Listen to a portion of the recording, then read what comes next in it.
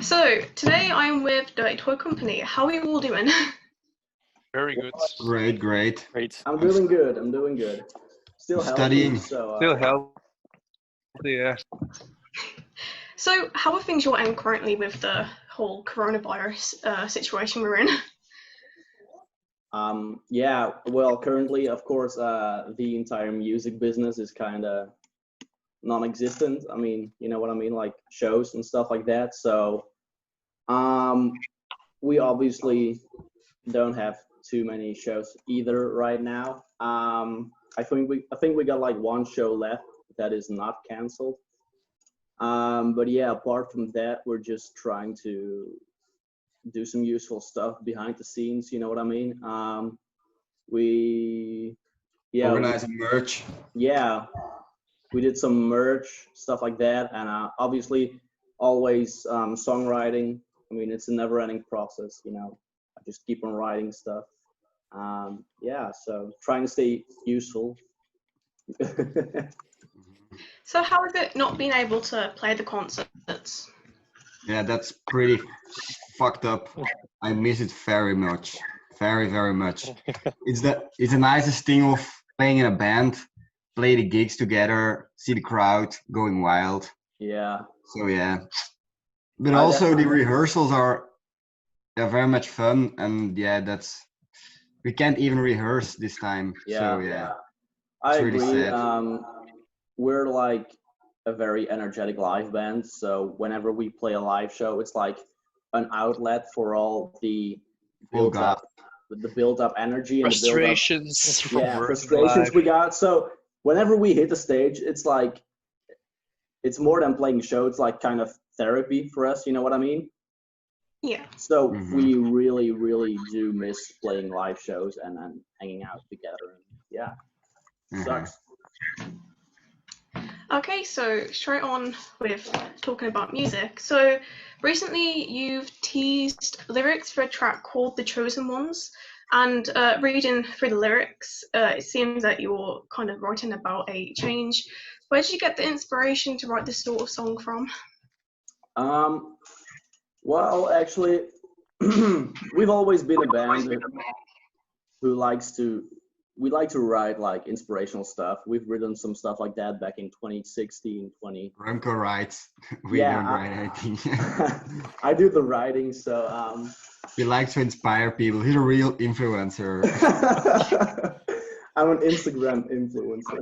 Yeah. No, but yeah, we've always written like kind of inspirational stuff, but now 2020 has been like a very weird year for a lot of people, and there's a lot of shit going on right now worldwide. So yeah, first we had like the whole Corona thing, which kind of tore down the entire music scene, and then we now get the crisis in America, the racism, the fucking riots, and I felt like we really had to say something about it, to give people some new hope and a new perspective for the future. You know what I mean?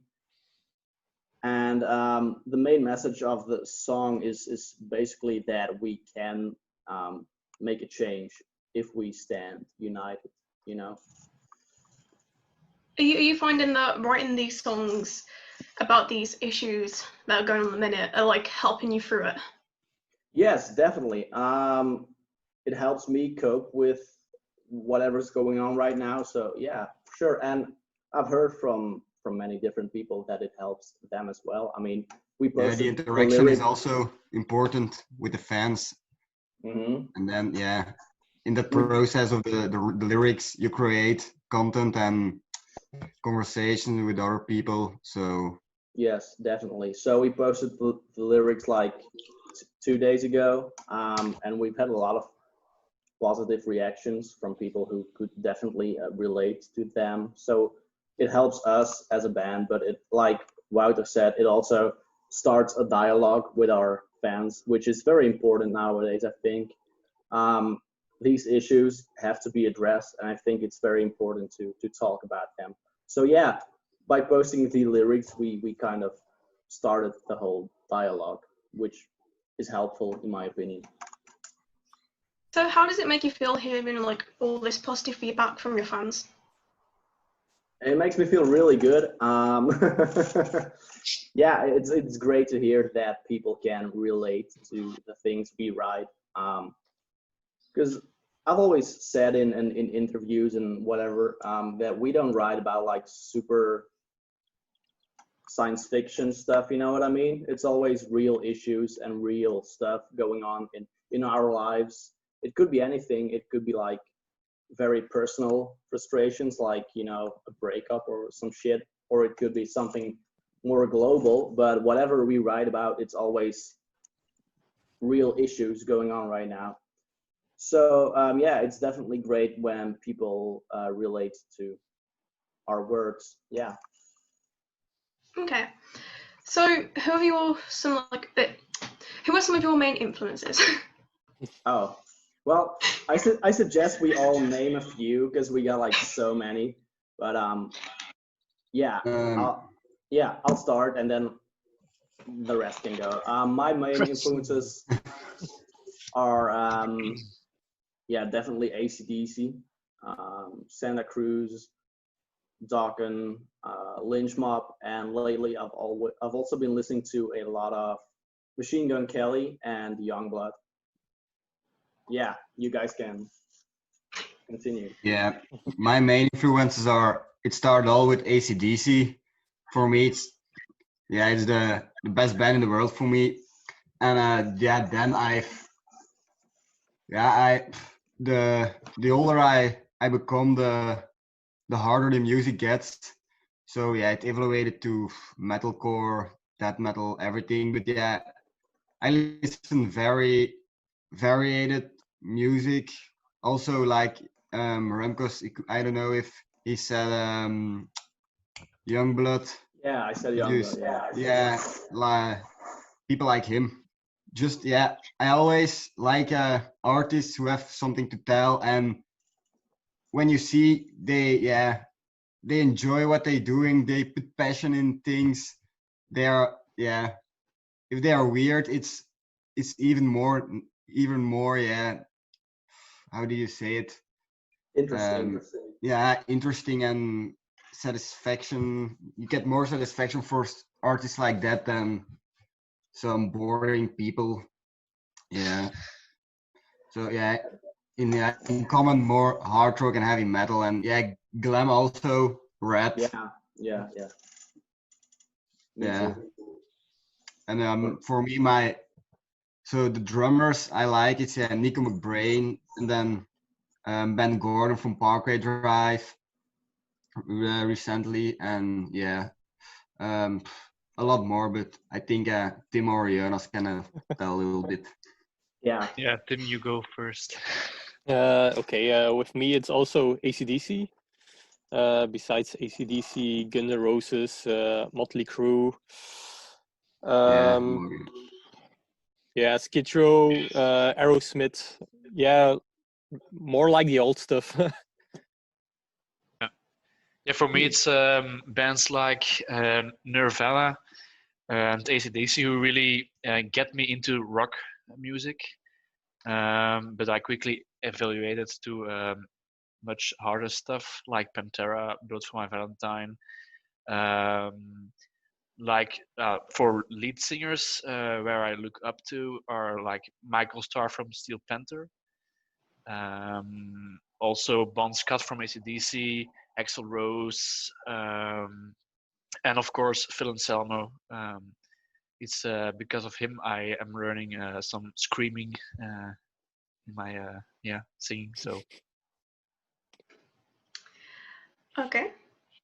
I actually find it pretty interesting that some of you are influenced by Youngblood and Machine Gun Kelly.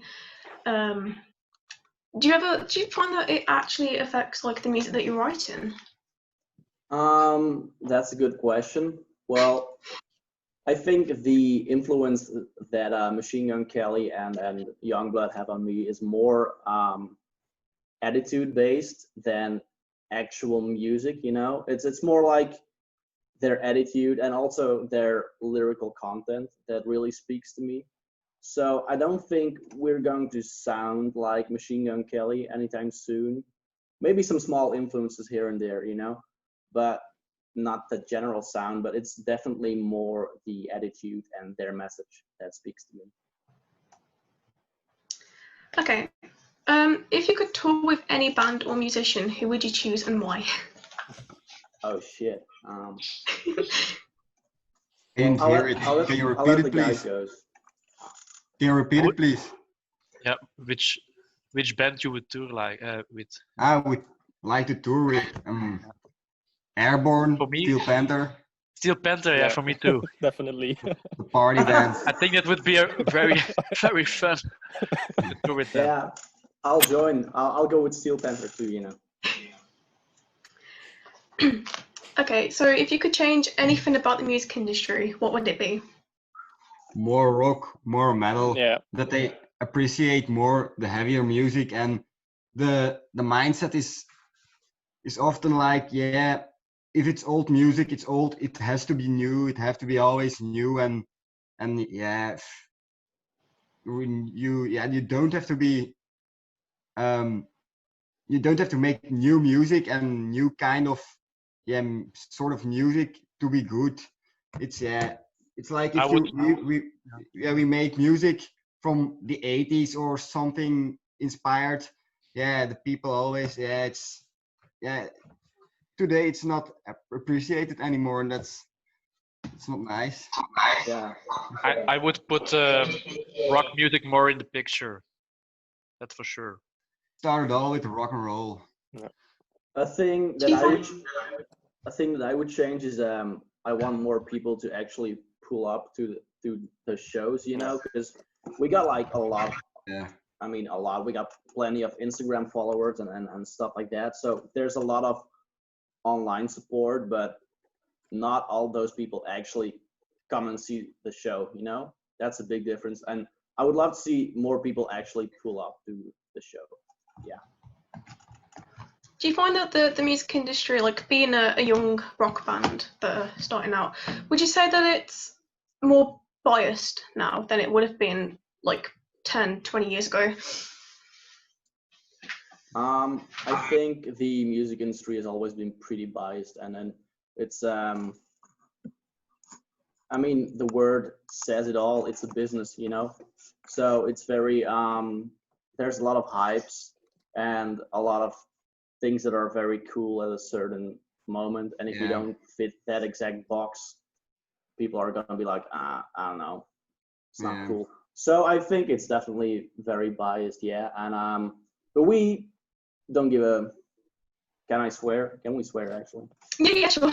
Okay, we don't give a fuck about that. I mean, we've known exactly what we wanted to do and what we wanted to sound like, which is what we're gonna keep on doing. So we don't go with all those hypes, and even though we know there's a lot of bias, we tend to we try to ignore it and just do our own thing. Okay, so what has the biggest achievement been in your career so far?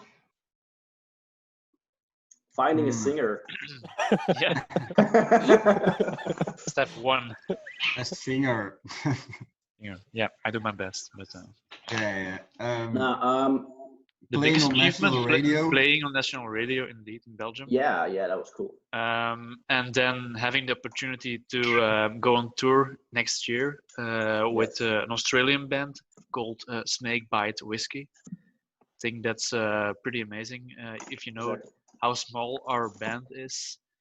And also, something I'm really proud of is our first EP that we brought out. Yeah. I think one of our biggest achievements was actually releasing our first song, Burn You Down, because we had like a lot of positive feedback for that song. People really seemed to dig it, so that felt really good. And as Jonas said, our upcoming tour next year is also definitely a big accomplishment. It was supposed to be this year, but Corona had other plans, so exactly. So I'm assuming that you're all really excited for this tour next year. Oh hell yeah, definitely.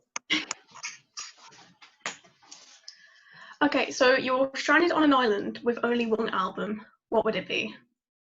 Highway to Hell album. AC/DC Highway to Hell. Definitely. Yeah, me too. AC/DC Highway to Hell. Me too, I actually. can't get enough. Yeah.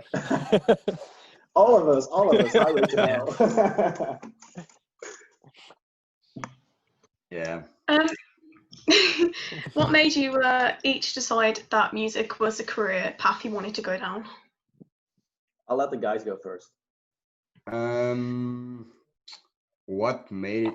Meeting Remco. I first played, I played a lot of drums, but I wanted to be in a band, but I never knew someone who was in a band, or I didn't know how to start. And a friend of mine from the same village, we were already jamming a little bit, but then he introduced me to Remco, and it was like a whole new world. With the same mind, with the same taste in music, the same energy. It was and then I thought, I want to be in a band and play as much as I can. Yeah, for me it was discovering rock music first, and then having the opportunity to play with Router and Ramco, having so much fun on stage. Yeah, when you love what you're doing, actually, it makes you want to get more of that feeling of the satisfaction that you get on stage and making music. So for me, it's like drinking beer or eating fries for you. Yes, or eating cheese. It's also cheese. Or watching chickens. Watching chickens. Yeah. All right, Tim. You go. Yeah, I wanted to be in a band since I was 10 years old, I think. But not many people were into the same music I was. So a few years ago, I met Jonas at work, and we started playing for an event at work. But for some reason, some people hooked off. So Dirty Toy Company stepped in, and since then I'm a member. So yeah, we let them play in the bands. Exactly. Yeah, for me it's kind of the same actually. I discovered rock music at a very young age. I mean, I grew up with it, so I've always been into rock music as long as I can remember. But as Wouter said, it was like a very lonely feeling because I've been playing guitar for like a long time when I met Wouter, and but yeah, it was always I was playing guitar in my bedroom, you know, which was it's fun, but it's not that much entertainment. But then I met Wouter and I was like, holy shit, there's actually more people out there with the same passion, and we fell in love, and then we started Dirty Toy Company, and the rest is history. Okay, so where did the name come from? So let me tell you. It's actually funny. This goes back. No. My dad has no involvement in this story. So this goes back to the early days. So at that time it was me, Wouter, and some other guy jamming, and we were like, okay, we're a band now. We need a band name, and I was like, yeah, we do. And then he came up with like an idea. I don't know if you remember Wouter, but he came up with cardiac arrest, which is like heart attack, or it's like a heart attack or something. But who came up with Robert? Yeah, Robert. But that sounded so cliche to me. I was like, nah, we're not going with that. And he was like, okay, you come up with a better name. And I was like, I got you. So I just started thinking about names, and actually I came up with the 3 letters first, like DTC. So in the beginning it was just DTC, and then I was like, okay, we got 3 letters and they sound cool, but I wanted to give some meaning meaning to those letters. So I was like, I just picked random words that started with those letters. I was like, okay, dirty, We're a company. Okay, yeah, let's go with Dirty Toy Company. Okay, so what is your opinion of the statement heavy metal is dead? Oh, Jonas, you can go first.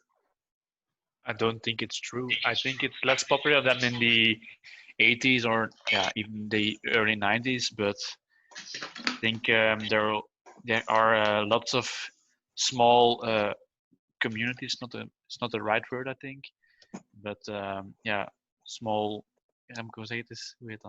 Well, I wasn't Well, following. venues. Niches. Events. Yes, small. Oh, yeah. It's a niche product actually. Yeah, it's a heavy niche, metal. But it's still appreciated by lots of people in the world, I think. Yeah. So Yeah, I think it will never be dead. I think it's just a little bit less popular than in the the 80s or 90s. and it's just the same to do with the whole music business that it's just not the main genre that everyone likes now.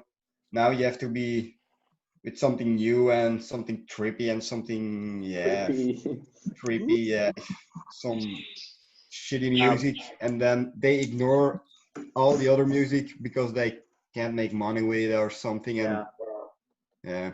But I do feel like it's gonna come back though, because the same thing in like fashion. You see, like right now, there's like a huge hype going on with like early 2000s fashion, like late 90s. So everything's coming back, you know. So sooner or later, heavy metal's gonna be like the main big thing again. It's just a matter of time, I think. I hope so. I know it for sure. Okay, so what would you say to any fans that want to follow in the footsteps of you, say, in terms of joining the band or being a musician? Give everything you got, more than we do. I feel like, first of all, my first advice would be like just practice your instrument, which is a very key element. Like a lot of people seem to forget that step. But like first you gotta just practice at home till you're like good, and then you can start thinking about the cool stuff. But first, just get fucking good at your instrument, and also very important, have like a clear-cut and a clear-cut vision of what you want to do. I mean, not right away, but as you grow as a band, you kind of have to start creating a real vision and like know what you want to stand for, know what you want to sound like, know what you want to look like. Everything. Just have a clear vision and stick to it and just go for it, you know. Okay. And finally, any last words you want to say to your fans out there? The guys. Thanks for following us. We love you. Keep supporting us. Yeah. Don't get tired of it. No, definitely. To all the people supporting us, it really means a whole lot to us, even more than the people imagine. Because sometimes we get like a super small message on Instagram, and it might be like something small, but to us it means a lot. And really, each and every one of our followers really means a lot to us, and we appreciate all the support. So yeah, we definitely want to say to our fans that they all matter. One day when we are a world band, we are never gonna forget the fans. From the first minute. They were with us, were with us, from the beginning. And so yeah, first of all, we really appreciate and love our fans, and second of all, I would just suggest that they keep on streaming our music and come to our shows when we're on tour next year. It would be super cool to actually meet up with all the fans. Yeah, exactly. Because we've got a lot of online fans, and we've never had the opportunity to thank them face to face. So hopefully when we're on tour next year, we can actually say thank you. Thank them all. Exactly. So yeah, comes your tour next year. Okay, thank you for doing the interview. You're welcome. You're welcome. You're welcome. Okay.